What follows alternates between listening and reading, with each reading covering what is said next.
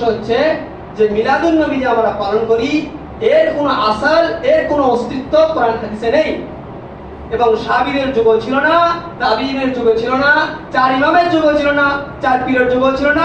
এখনো পৃথিবীতে 95% মুসলমান এটা পালন করে না। কিছু মুসলমান পালন করে, যার পার্সেন্টেজ উপর আমল করা যাবে না।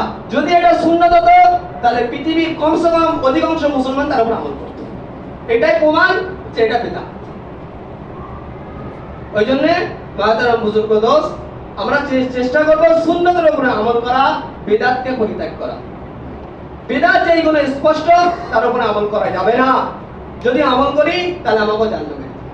কেন আল্লাহ নবী সাল্লাল্লাহু আলাইহি ওয়াসাল্লাম বলেছেন, ইয়াকুম ওয়াল বিদআহ, তোমরা নিজেদেরকে বিদআত থেকে বাঁচো, কেননা কুল্লু বিদআতিন যালালা, প্রত্যেকটা বিদআত হচ্ছে পথভ্রষ্ট, আর কুল্লু যালালাতিন ফিন্নার।